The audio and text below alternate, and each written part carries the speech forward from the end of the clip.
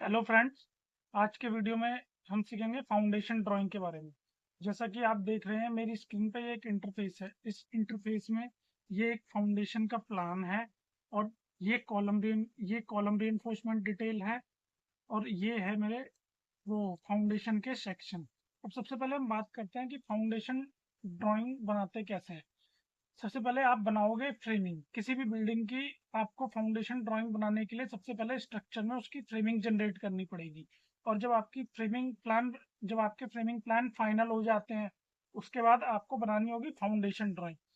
तो ये मेरा वो फ्रेमिंग प्लान फाइनल हो चुका था, इसमें फ्रेमिंग की ड्राइंग नहीं है।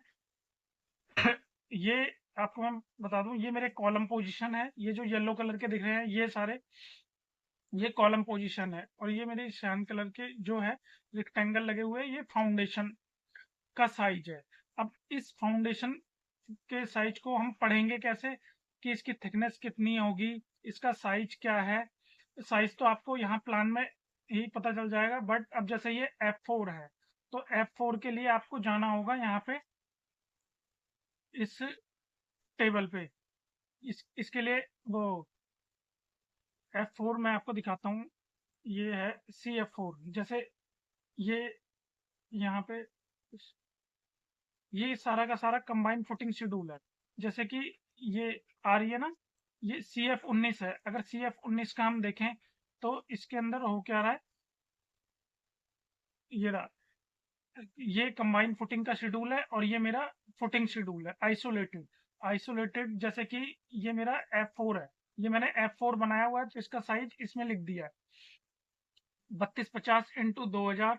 इसका कैपिटल डी होगा 150, वो वो सॉरी स्मॉल डी होगा 150 और कैपिटल डी होगा F4 का 400। और इसमें रिइंफोर्समेंट बॉटम में चल रहा है जो कि 12 का 110 पे सेंटर टू सेंटर और 10 का 150 पे सेंटर टू सेंटर आएगा।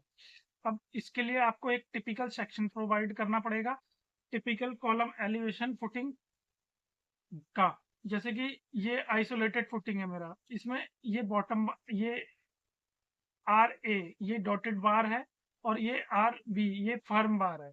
तो इसमें दोनों डायरेक्शन में रेनफोर्समेंट दिया हुआ है और ये मेरा वो स्मॉल डी है और यहाँ पे मेरा ये कैपिटल डी दिया हुआ है आपको, ये कैपिटल डी। और ये जो इसमें दिखाया हुआ है मेरे वाले केस में क्या हो रहा है, इसमें फाउंडेशन बीम भी डाल रहे हैं हम।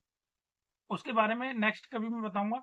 ये फाउंडेशन बीम डाल रहे हैं, बट अगर मैं इसको हटा दूं तो नॉर्मली खाली फाउंडेशन, जैसे कि ये अगर मैं इसको हटा भी दूं यहाँ से, आप देखेंगे तो ये, और इसको ऐसे कर दिया जाए तो नॉर्मली फाउंडेशन ऐसे आती है। बट मेरे केस में क्या हो रहा है, यहाँ पे फाउंडेशन बीम आ रही है, इसलिए मैंने बीम प्रोवाइड करी है। जिसके केस में आती है तो उसे सेक्शन इस तरीके से प्रोवाइड करना पड़ेगा। जिस केस में नहीं आती तो आपको सीधा सीधा सेक्शन बना के देना। ये बॉटम का रेनफोर्समेंट हो गया जो कि टेबल में दिया हुआ था RA RB। ये आपका स्मॉल डी आ गया और यहाँ पे ये कैपिटल डी आ गया। और ये इसकी ये ये तो मेरी जो फाउंडेशन आ रही है उसकी विड्थ और हाइट दी हुई है।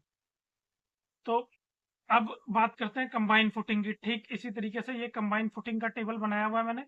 अब इसमें से अगर कंबाइन फुटिंग आप देखोगे CF18 देखते हैं चलिए। जैसे कि CF18 का साइज यहाँ पे 3 बाई 7 मीटर है। फाउंडेशन बीम जिसकी मैं बात कर रहा था वो ये आ रही है यहाँ पे। वो सबका अपना अपना डिजाइन करने का मेथड अलग अलग होता है। इस केस में ये बिल्डिंग थोड़ी हाई राइज है तो इसमें फाउंडेशन बीम भी दी जा रही है। ये 3000 बाई 7000 है। तो CF18 ये रहा, CF18 3000 बाई 7000। स्मॉल डी इसका 150, कैपिटल डी 350 दिया हुआ है। और विड्थ और हाइट, ये फाउंडेशन बीम की विड्थ और हाइट है, ये W और H ये लिखा है ना बीम डिम्स। तो मैंने प्रॉपर टेबल बना के रखा हुआ है इसके अंदर कि किसी को फाउंडेशन ड्राइंग पढ़ने में प्रॉब्लम ना हो। और इसके सेक्शंस भी बनाए हुए हैं। ये कंबाइन फुटिंग का सेक्शन है मेरा।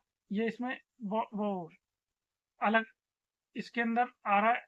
बॉटम का रेनफोर्समेंट ये रहा और ये टॉप का रेनफोर्समेंट है और ये इसके अंदर लिंक प्रोवाइड करे जा रहे हैं। ठीक है, इसी तरीके से ये इसके अंदर टेबल के अंदर BR1 BRB1 BRT ये रेनफोर्समेंट मार्किंग हो रखी है। अगर मैं आपको दिखाऊंगा इसमें CF18 ये रहा मेरा। ये देखेंगे ना, ये BRB1, BRB वो टी, ये मतलब जो बीम फाउंडेशन बीम आ रही है उसका रेनफोर्समेंट है। और RA RB है, सेम रहेगा, सेम मार्किंग कर रखी है मैंने आइसोलेटेड फुटिंग में भी और कंबाइंड फुटिंग में भी, रेनफोर्समेंट की। तो आप भी जब फाउंडेशन के साइज लगा लेना, उसका एक टेबल बनाना, और उसके बाद ऐसे टिपिकल आपको सेक्शन प्रोवाइड करने होंगे और कॉलम के साइज के अकॉर्डिंग उसका रेनफोर्समेंट प्रोवाइड करना होगा, जो कि आपको एक इंजीनियर प्रोवाइड कर देगा कि कहाँ पे वो हर कॉलम का रेनफोर्समेंट अलग भी हो सकता है, कुछ कॉलम का सेम भी होगा। तो आपको इस तरीके से एक टेबल बनानी है, उसके बाद आपकी फाउंडेशन ड्राइंग कंप्लीट हो जाएगी। ठीक है, तो ये मैंने आपको फाउंडेशन ड्राइंग के बारे में एक्सप्लेन कर दिया। बाकी नेक्स्ट वीडियो में हम कुछ और नया सीखेंगे। अगर आपको मेरी वीडियो अच्छी लगी हो तो मेरे चैनल को लाइक सब्सक्राइब जरूर करें। Thank you so much.